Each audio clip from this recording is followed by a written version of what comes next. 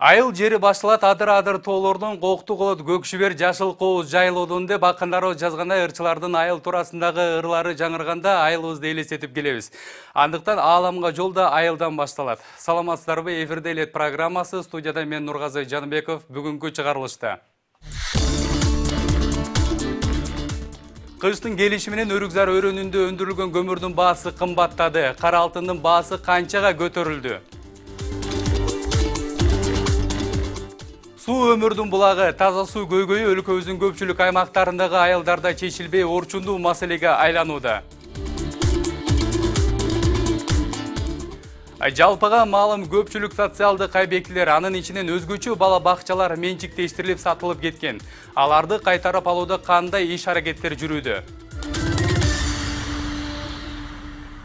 Денесине 23 жолу бычак сайылган. Мына ушундай оор жаракаттан улам Караколдогу медициналык колледждин директорунун жансыз денеси өзүнүн үйүндө табылып отурат. Окуя 17 ноябрь күнү катталган. Директордун өлүмүнө шектүү катары көп өтпөй аталган колледждин эсепчиси кармалат. Бул боюнча азыркы учурда кылмыш иши козголуп, тергөө амалдары жүрүп жаткан чагы. Бирок ага чейин ар кандай божомолдор айтылууда. Шектүү деп кармалган айымдын жолдошу жубайы тууралуу тасманы күч органдары коомчулукка жарыялап жибергенин мыйзам бузуу дейт. Бул айыпка макул болгон жактоочу коргоосундагы аял боюнча жаңы жагдайларды айтууда. Окуянын чоо жайын кабарчыбыз Эрдис Байсалбеков өз жерине барып иликтеп келген.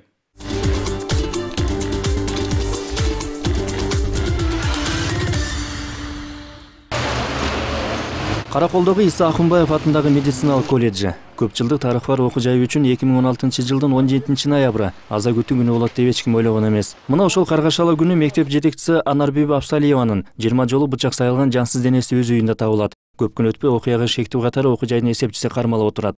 Директор менен эсепчинин кээде гана иш бөлмөдө ачышканы болбосо, мында окуя болоорун кызматкерлер эч күткөн эмес. Директор менен эсепчинин мамилеси баягы жумуш боюнча Анара Мухамбетовна кабинеттен ушуп калганын угуп калчубуз, анан чогуу эле жүрчүбүз, анан даже ойлобойсуң да. Анан өзүбүз аябай таң калдык ушундай жыйынтык болуп калганына. 17 ноябрь күнү колледж жетекчиси түшкү 12 чамасында үйүнө түштөнүүгө кетет. Көп өтпөй директордун кызы чалып, коллеждин бөлүм башчысына апасы тууралуу маалымат угузат. Анан биз барсак, уже скорый келиптир, милициянын баары ошол жерде экен, бизди киргизбей койду. Анан угуп атпайбыз ушинтип. Ошол эле күнү түшкөн маал мугалимдер эсепчинин директордун үй жагынан көрүшкөн экен. Каргашалы окуядан соң милиция окуу жайдын кызматкерлерин баарын суракка алат. Ал эми ошол суракта колледж эсепчиси 3 башка көрсөтмө берет. Баарыбыздан милиция кызматкерлери сурап баштады да, эмне болду, кандай болду деп. Ошон 3 түрдүү көрсөтмө бериптир. Биринчисинде казынага жүргөм 17 күнү 12ден 1ге чейин. Экинчисине үйүмө жолдошум менен түштөнгөнө баргам деп, анан үчүнчүсүндө тиги 3 кыз берип атат да, биз 12ден 1ге чейин ошо менен тиги окуу жайдын 2-корпустун жанынан түштөндүк деп. Анан 3 түрдүү чыгып калгандан кийин милиция шекишиптир да. Сен эмне үчүн ушинтип 3 түрдүү көрсөтмө берип атасың? Сен эмне кылып жүрдүң эле 12ден 1ге чейин аякта директордун үйүнүн жанында? Деп эле анан кийин сураса, анан кийин өзү айтып бериптир. Что? Мухамбетова Раушанга чыккан. Катуураак? Мухамбетова Раушанга чыккан. Жашаган жериңиз? Башкасы 2-21. Иштеген жериңиз? Каракол мед колледжи бухгалтер. Кылган ушул эмеңизге өкүнөсүзбү?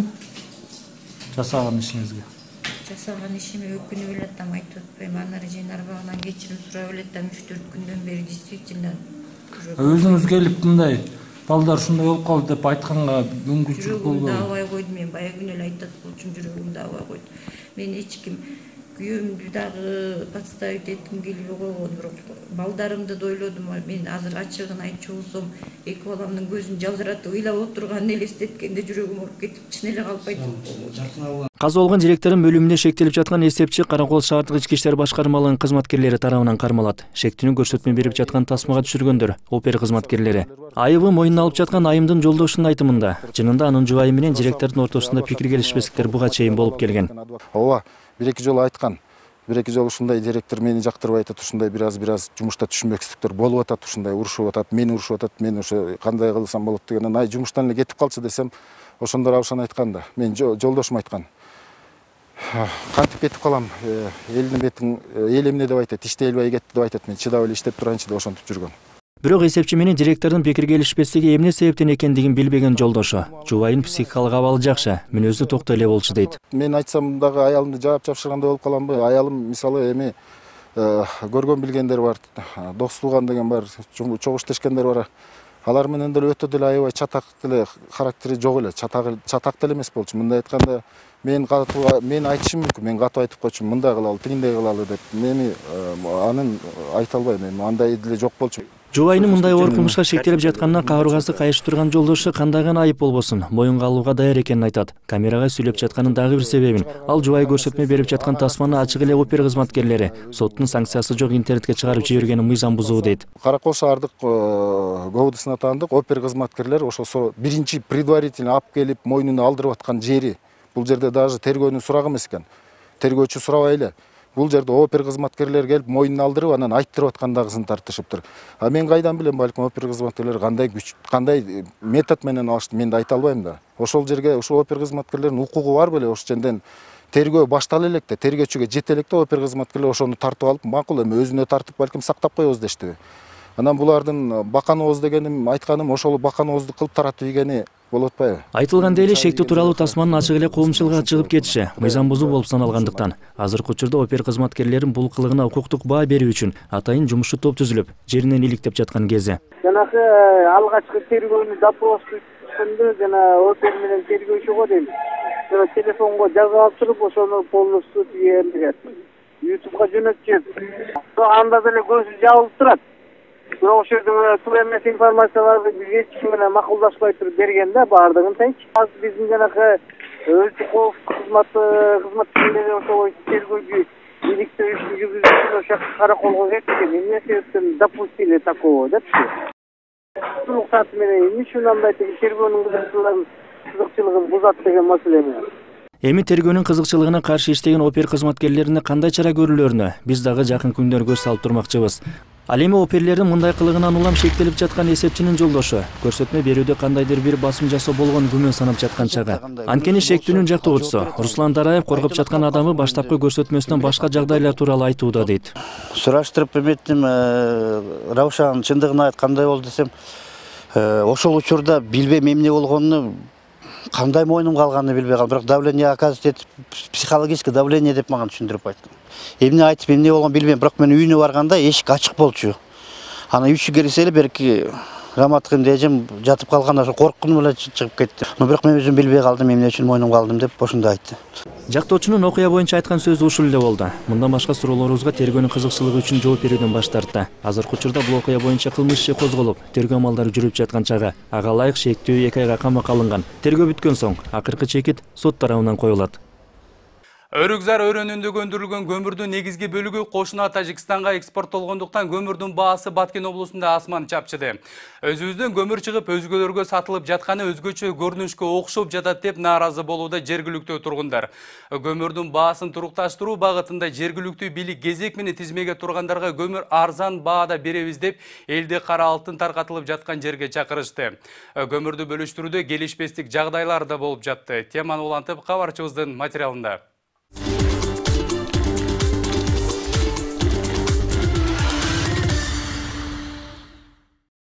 Республикабыздын айрым аймактарында көмүрдүн баасы тоннасына 3-4 миң сомдун тегерегинде болсо, быйыл Баткенде көмүрдүн 1 тоннасы 9 миң сомдо чапчыды. Мындан улам карапайым калк кара алтынды тонналап эмес, килограммдап алууга мажбур болууда.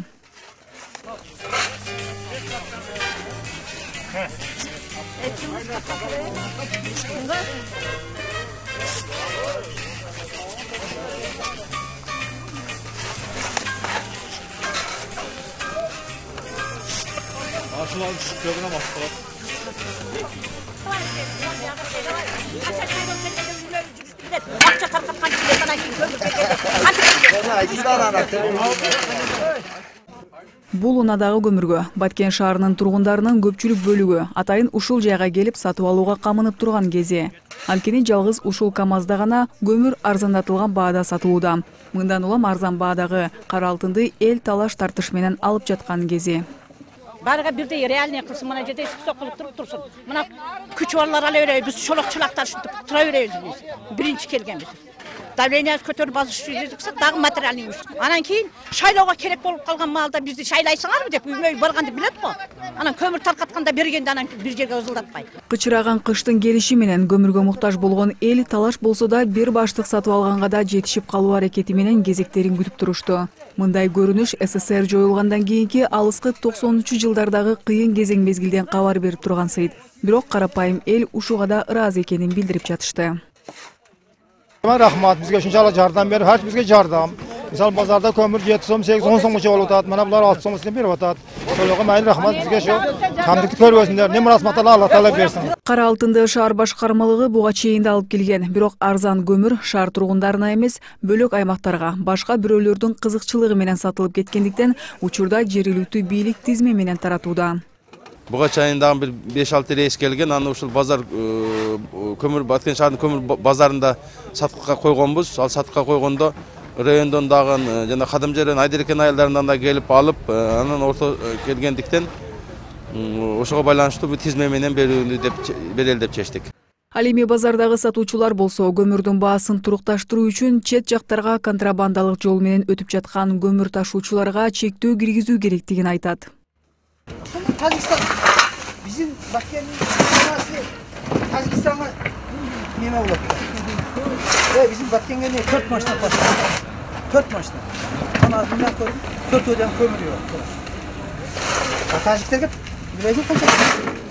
Бүгүнкү күндө Кошуна Тажик Республикасынын Сагдзе облусунда көмүрдүн баасы 10 сомдон 15 сомго чейин көтөрүлгөн. Ыңкылапта жайгашкан кошуналардын көмүргө болгон муктаждыгы жогору болгондуктан сатуучулар көмүрдү Баткенге эмес, кошуналарга сатууда жакшы киреше көрүшүүдө. Буга карата көмүрдүн баасына конкреттүү чаралар көрүлмөйүнчө Өрүкзар өрөөнүндөгү элдерге көмүр кымбат баада сатыла бермекчи.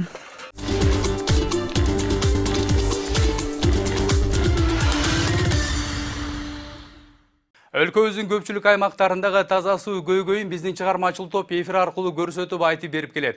Таза суу жетпеген аймактарды аралап, андагы маселелердин чоо жайын изилдеп чыкканда, көбүн эсе жергиликтүү айыл башчыларынын камырабаган кайдыгерлигинен чыгып жаткан маселе катары айтып кетсек жаңылыштык болбос. Таза сууну жок деп жергиликтүү айыл элин азапка сала баштаганда, карапайым калк капчыгындагы акыркы акчаны сууга деп төлөп беришет. Кененирээк алдыдагы материалдан көрө аласыздар.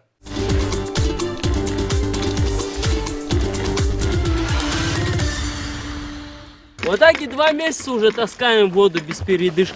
Наша контора вообще ничем не занимается.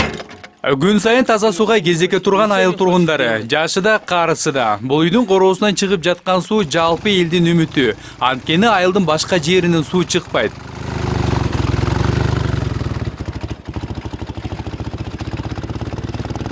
Соокулук районуна караштуу Чолпон айылы Борбордон 60 чакырымдай алыстыкта жайгашып, айыл эли азыркы тапта таза сууга муктаж болуп турган кези. Элет элинин жашоочулары август айынын баштап эле таза суу көйгөйүн жергиликтүү айыл башчыларына айтып, маселени кабыргасынан коюп, кайрылып келишкен. Бирок мындан майнап чыккан эмес. Сентябрь айынан бери жака иче турган суудун маселеси өтө курч болуп калган. Бул чынында эле май айынан бери жака түнкүсүн сысканын куйругундай суу чыкчу, күндүзү чыкпайт эле. Ошону ремонтту башташты. Сентябрь айынан бүгүнкү күнгө чейин мына бүтөт, ана бүтөт менен уже 3-чү ай толуп атат. Эч бизге суу жок. Суудун маселеси, суудун көйгөйүндө биз жадап бүттүк. Суу маселеси Чолпон айылында азыркы тапта эң орчундуу маселе катары турат. Айылда август айынан бери суу токтоп калып, кычыраган кыштын күнүндө айыл тургундары күнүмдүк көртирликке, тамак ашка, 2 чакырым алыстыктан сууну ташып келүүгө аргасыз экенин айтып келишет. Айта кетсек, таза сууну кайрадан чыгаруу үчүн буга чейин каражат бөлүнүп, жада калса жергиликтүү тургундар акча топтошкон. Бирок суу менен кошо бөлүнгөн акчадан да кабар жок дешет. Быйылдан баштап сууга аябай зар болуп калды айылдын эли. Сентябрдан ошо август айында тырнактай тамчылаган сууну эптеп, эртең менен тамчылаган сууну чака чайнегибиздин баарын тосуп атып бараң, ичкен караңдарчы. Анан эми жай мезгили билинбей өтүп кетти. Жайында эмне жалаңайлык барсак да Ванючкадан суу алчубуз, айласынан. Бирок училищедан чыккан канализация мал ичкенге болбойт, киши ичмек түгүл. Демек биздин айылдын депутаттары мурунку депутаттар деле бирөө да иштебейт чындыгында. Бир депутат иштеген эмес. Элдин көйгөйүн чечебиз деп шайлоолордо жүгүрүшөт, жанталашып жүгүрүшөт. Бирөө да бир нерсени чечип берген эмес. Ай сайын таза сууга деп ар бир үйдөн 25 сомдон акча төлөнөт. Мындан башка жакынкы эле күндөрдө 850 сомдон кошумча ремонт иштерине деп чогултуп бергенбиз дешет айыл тургундары. Андан бери эртең чыгат деген сөздөн үмүт үзбөй жашоого башка аргабыз калган жок дешет жергиликтүү элдер. Воды нету, вот, пожалуйста, все ржавеет. Чолпон айылындагы бир булактан чыгып жаткан таза сууну бардык эле айыл тургундары ташып ичүүгө мүмкүнчүлүгү жок. Анткени алардын ичине мүмкүнчүлүгү чектелгендер. Улгайган адамдар үчүн 2 чакырым алыстыктагы сууну ташып келүү бир топ түйшүктөрдү жаратууда.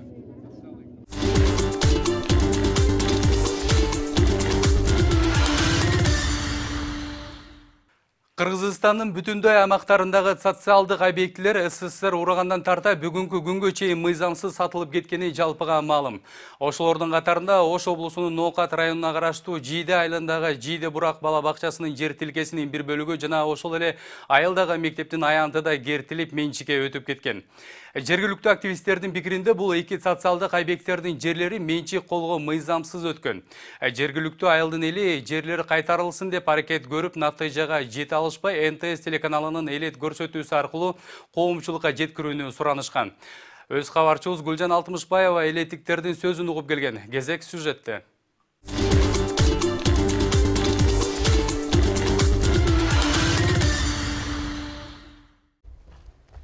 Жийде Бурак бала бакчасынын жеринин бир бөлүгү менчикке өтүп кеткен. Бала бакча мамлекеттик бюджеттик мекеме, 50 орундуу. Имараты 1982 жылы салынган. Ошол убакта бакчага караштуу жердин аянты 80 соттук болгон. Ал четинен кертилип сатылып отуруп, учурда 29 соттук гана калган. Жергиликтүү элдердин айтымында бала бакчанын жерин мекеменин башчысы мыйзамсыз менчиктештирип алган. Бул мыйзамсыз, себеби муниципалдык менчиктерге эч кимдин акысы жок дейишкенге. Бул алган чакта дагы кайсы жол менен алса дагы, кайсы токтом менен алса дагы кайтарылыш керек да. Ол өзү 1999 жылдагы указда немеде бар.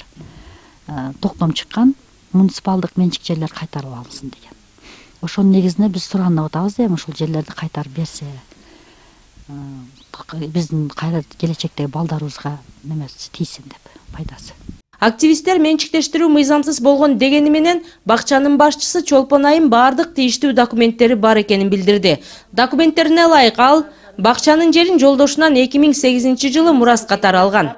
Күйөөмдөн калган кыймылсыз мүлктү мыйзамдаштырып коеюн деп, ошон күйөөмдүн атыдагы эле жерди мен өзүмө менчиктештирип мыйзам чегинде улантып койдум. Менде башка эч кандай күнөө жок. Мен ал кызматтан пайдаланып алган жерим дагы жок. Мен алган мезгилде мен бала бакчада иштеген да эмесмин. Бакчанын башчысы мындай дегени менен айыл активдери бул документтердин мыйзамдуулугун текшерүү үчүн укук коргоо органдарына кайрылышкан. Кайрылган учурда Чолпон Жусупова 2013 жылы Ноокат райондук мамлекеттик каттоо бөлүмүнөн кызыл китеп алганы маалым болгон. Арызданган тарап бул документ жасалма деп айыптоодо. Анткени тийиштүү экспертизалар жүргүзүлүп, токтомдогу Көкжар айыл өкмөтүнүн мурдагы башчысынын колу жасалма экени аныкталган. Анын негизинде бул иш боюнча 12 адамдын үстүнөн кылмыш иши козголуп, тергөөнүн өндүрүштөн кыскартылып, учурда 3 адамдын иши сотко өткөн. Көкжар айыл өкмөтүнүн Жийде айылындагы балдар бакчанын мыйзамсыз берилгендиги боюнча Ноокат райондук прокуратурасы тарабынан Кыргыз Республикасынын кылмыш жаза кодексинин 304 статьясынын 2 бөлүмү, 350 статьясынын 2 бөлүмү, 166 статьялары менен кылмыш иши козголгон экен. Бұл жерде архитектура кызматкерлеринин жооп кызматкерлерине карата козголуп атат жана Жусупова Чолпон айга карата козголуп атат. Соттук териштирүү азырынча акырына чыга элек. Иш менен Ноокат райондук соту таанышууда. Бирок жергиликтүү эл соттордун акыйкат чечим чыгараарынан күмөн санап, коомчулукка кайрылышкан. Ал эми айылдык кеңештин депутаттары бакчанын жерин кайтаруу маселесин талкуулашып, бир чечимге келе алышкан эмес. Атайын сессияда каралган эмес, бирок айыл өкмөтүнүн кабинетинде элдердин жардамы менен барып ушул каралган да. Ал жерде ушундай мемеге келгенбиз.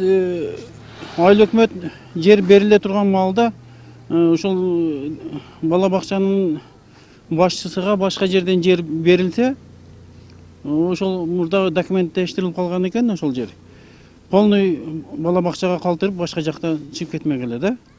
Жиде айылдын тургуну болуп жашап, көңүлүң оройт ушул жетекчилерине. Ошол иштерге канааттансаң дагы ушул жерлерди тартып алгандарга биз нааразыбыз. Келечекте дагы бир 10 жыл, 15 жылда же 20 жылда балдарыбыз кайсыл жака барып бала бакчага катышат. Же болбосо бир чоңураак мекеме салына турган болсо, бала бакчаны чоңойто турган болсок, биз кайсыл жака барабыз? Биз ушуга каршыбыз. Айылда бакчанын жеринен тышкары Жийде орто мектебинин участогу четинен кертилип сатылып кеткенине эл нааразы. Мектептин аянтына айылдык жеке ишкер Мончо навайкана салып алган. Эми балдар ойноочу стадионуна дагы бир жеке ишкер менчик стоматологиялык борбор салганы жатыптыр. Бул зданиялар, бул баня экен, ар жагынан навайкана салыптыр. Өзү мен жеке оюм негизинен бул наоборот ошол ээлеп аткан элдер акчалары менен жакшы эле самостоятельный адамдар. Көп деле алардан акча кетпейт. Анан булар наоборот инициатива көтөрүп, бизге дагы кошумча бир жаш балдарга начальный класска мектеп салып берсе жакшы болот деп ойлойт элем өзү. Анан мындай эле бөлүнүп кетип атат. Илгери биздин мектептин территориясы өтө чоң болгон. Кандайдыр документтерди жокко чыгаруу боюнча же болбосо ал документтер туура эмес берилгендиги, топтомдордун туура эмес берилгендиги боюнча ошол жерлердин туура эмес башка бирөөлөргө берилип кеткендиги жөнүндө жыйынтыкты бул сот же болбосо прокуратура органдары жыйынтык чыгарышат да. Ошол үчүн биз атайын комиссиянын жыйынтыгын бергенбиз. Жийделиктердин айтымында айылда сатыла турган жеке менчик жер участоктары арбын. 10 соток жердин орточо баасы 200 000 сом. Бирок ошентсе да акчалуу адамдардын ошол жерлерди албастан мамлекеттин мүлктөрүнө кол салганы таң калтырат. Эми бул жерлердин тагдырын сот кандай шешет, аны убакыт көрсөтөт. Бирок айыл тургундарынын элдин мүлкү элге кайтарылса деген тилектери чоң. Гүлжан Алтмышбаева, Бекжан Токтосунов, НТС Ош. Атайын элет көрсөтүүсү үчүн.